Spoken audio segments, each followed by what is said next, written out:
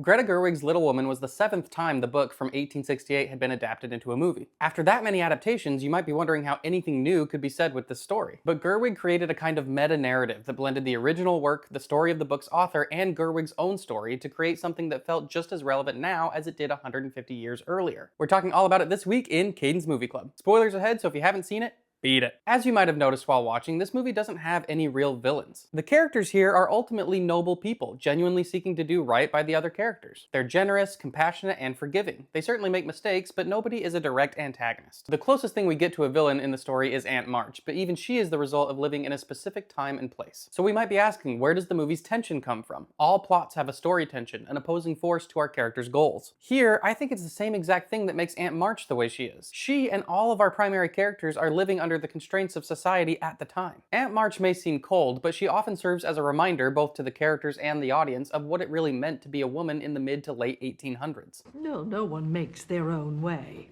Not really. Least of all a woman. You'll need to marry well. But you are not married, Aunt March. Well, that's because I'm rich. Well, so the only way to be an unmarried woman is to be rich? Yes, that's why you should heed me. Yeah, so I can get married. No, so you can live a better life than your poor mother has. It's no coincidence that our main characters come from a family with 4 daughters and no sons. The oldest daughter, Meg, very much fills the role of oldest child. She's responsible and diligent. She's also the daughter that really longs for a more wealthy lifestyle. She's not greedy or shallow, but she does recognize the access and opportunities that money brings. The second oldest, Jo, is spirited and the most rebellious. Not against her family, but against the roles the world tries to force her into. Jo is first and foremost a writer and dreams of one day beating the conventions of society and becoming a successful author and independent woman. Beth is the quietest and gentlest of the sisters and carries a passion for music. As opposed to Jo, Beth likes music for music's sake and has no desire to get any monetary value from her talents. Instead, she focuses on encouraging and supporting those around her. Amy is the youngest. She's energetic and rambunctious, but more than anything, she wants to be included and hates to be left behind. She and Jo are the most similar, and Amy also has big aspirations, but with painting. All 4 sisters are looked after by their mother, who they call Marmee, while their father is fighting in the Civil War. And thank heavens he's fighting for the Union. At the time, there were not many ways that a woman could make her own independent income, so as the 4 March daughters transition from childhood to adulthood, they're faced with difficult decisions. Not only will they need to find ways to financially provide for themselves, but also their family. You are your family's hope now. Beth is sick, Jo is a lost cause, and I hear Meg has had her head turned by a penniless tutor, so it'll be up to you to support them all. And your indigent parents in their old age. So you must marry well. Looking after each other's physical and financial well-being was often a family affair. So when these sisters come of age, the first question is, will they get married? And not just because it was the common social structure, but because it could solve many of their problems. And as a woman, there's no way for me to make my own money. Not enough to earn a living or to support my family. And if I had my own money, which I don't, that money would belong to my husband the moment we got married. And if we had children, they would be his, not mine. They would be his property. So don't sit there and tell me that marriage isn't an economic proposition, because it is. But what if they don't want to marry? What if they have ambitions beyond a traditional family life? What if they don't love the rich man? What if they love a poor man? What if life takes all of those possibilities away? These dilemmas are what our characters are really up against in this story. And one of the things that Gerwig does to highlight this as a focus of her adaptation is by telling the story in a non-linear timeline. Throughout the movie, the story switches back and forth between the March sisters in their adult life and their childhood life. All of the cast stays the same, so the main way we keep track of the time we're in is a color palette. The childhood scenes are generally a warmer, yellowish, or even rosy tone, while the adult scenes have a cooler, almost bluish look to them. And this does more than just distinguish moments in time. It's a subtle communication to the audience of how the sisters feel in each time period. When we're with the girls in their childhood, they hold a bright, optimistic view of the future. They have hopes and ambitions. Marmee?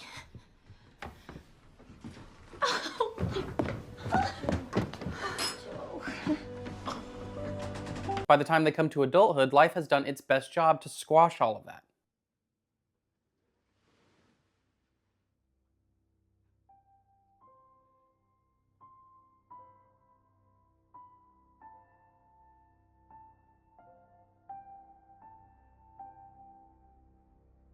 Jo has moved to New York to become a writer. Her work is often rejected, or she is forced to change it to meet standards of the day. And if the main character is a girl, make sure she's married by the end. Or dead, either way. She wants to be true to her art, but she also feels the pressure to earn money to help provide for her family back home. No one gets ink stains like yours just out of a desire for money. Well, my sister Amy's in Paris, and until she marries someone obscenely wealthy, it's up to me to keep the family afloat. Goodbye. Because Meg, who as the oldest would traditionally take on those responsibilities at first, has chosen to marry for love instead of money. You'll be the prettiest wife in Concord. John needs a new coat for winter, and Daisy and Demi need new clothes. And his wife needs a new dress. I can't. I just can't. He'll be so pleased with how you look. He'll forget all about the expense. $50. What was I thinking? Amy is in Paris with Aunt March. Amy has gone to work on her painting, but Aunt March's goal was to have Amy find someone to marry. And that opportunity comes when Amy is proposed to by a wealthy man. But this is still a much bigger question than romance, because Amy seems to be the last sister to have any chance of marrying into financial security. Mother doesn't say anything about Beth. I feel I should go back, but they all say stay. You can do nothing if you go back. The girl is sick, not lonely. And you shouldn't go home until you and Fred Vaughn are properly engaged. Yes, and until I've completed all of my painting lessons, of course. Yeah. Oh, yes. Yes. Beth has tragically become ill due to complications from scarlet fever, which she had caught years earlier by trying to care for a sick, impoverished family. You think it's too boring? No, it's my favorite one yet. Really? Write me another. Yes, ma'am. Keep writing them, I will, even when I'm not here. Don't say that. Don't Don't say that. have to tell you. No, you don't. I've had a very long time to think about this, and I'm not afraid. No.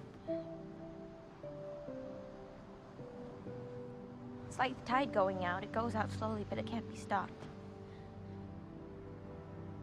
The stark reality of life has come for all the March sisters in one way or another. And Greta Gerwig constantly reminds us of this by juxtaposing moments in their lives in the past and future. By seeing how the March sisters once were, we can see just how much has been taken away from them. Each of them had the capacity to love life in so many different ways. They love each other as sisters, they love their parents as daughters, they love strangers as members of a community, they love themselves as they dream of bright futures. But the rigid structure of a society that did not allow women rights and autonomy forces them to choose how and what to love. If you choose to marry the man you love, you live under the threat of poverty. If you choose to love your family and seek financial security, you may be stuck in a loveless marriage. If you choose to pursue your own ambitions to do what you love, then you forsake a traditional life with a loving husband. And if you choose to love those less fortunate than you, you risk your own life. But in the end, Little Women is not a tragedy. It has sadness, but Gerwig ultimately wanted to tell a story that was hopeful to her. And she did this by taking a big swing. With the ending of the movie, she departed pretty radically from the book. The author, Louisa May Alcott, based a lot of the story on her own life. Meg, Beth, and Amy were based on her own sisters, and she wrote Jo as a kind of representation of herself. In the book, Jo gives up her writing career. She gets married, has a family, and opens a school. But in real life, Alcott never married or had a family. She became a wealthy and famous author. Later in life, she even mentioned that she should have kept Jo as a literary spinster. Alcott was pressured to have an ending that was happy and romantic, and at the time, both the publisher and readers demanded that Jo should marry someone in the end. So, when retelling the story, Gerwig had some choices. Does she stick to the original work and have Jo give up her ambitions to have a family?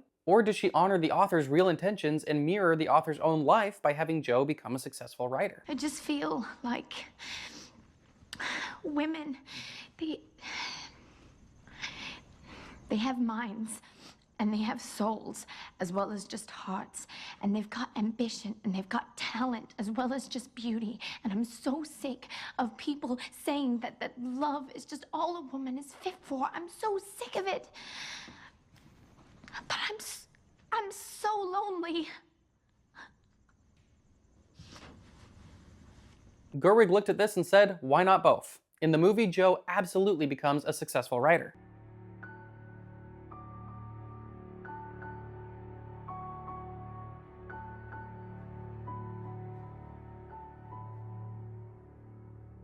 But she also has a classic romance scene where she rushes to her lover in a rainstorm just as he's about to leave at the train station. I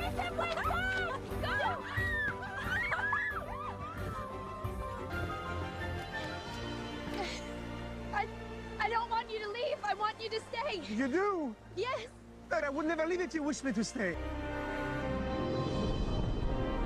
In this version of the story, Jo achieves it all. She marries for love, and she opens a school, and achieves her dreams. But this isn't just a case of a storyteller wanting to have their cake and eat it too. It's posing a question to the audience. Why shouldn't Jo be able to achieve all of these things? And this is where Gerwig's own life experiences merge with the book and the author's experiences to give us the story we see in the movie. As a director in Hollywood, she is all too familiar with the experience of having to change her work to make it more commercial. She knows what it's like to have her ambitions not respected because she's a woman. All 3 of the movies she's directed have been nominated for Best Picture, but for both Little Women and Barbie, she wasn't nominated as a director. And so the question is turned to us. Surely we've made progress since the 1860s, but are women still being forced to choose in some ways who and how and what they love? What other ways does our current society attempt to restrain what ambitions people pursue, who they choose to love, and in how they choose to do it? But with this ending in which Jo achieves it all, Gerwig chooses to be hopeful by defying all the constraints that had previously been put on this character and its author. And I believe this is an affirmation of love. Jo is finally allowed to love herself by pursuing her passion. She is able to love her family by opening a school for them to work in and their children to attend. And she doesn't have to sacrifice a relationship in which she finds someone to love and is loved back. And next week, we'll be looking at another movie that raises similar questions. How do our social structures restrict people's attempts to form loving relationships? In Together, Matt is a single man in his 40s. He has a successful career and wants to move forward to the next stage of life. He wants to be a dad, but he's never found that special someone to settle down with. This is where Anna comes in, but not as a romantic interest. Anna agrees to be a surrogate so Matt can have a baby on his own. So here's some questions to keep in mind while you watch. Pay attention to your initial reaction to the characters and their goals.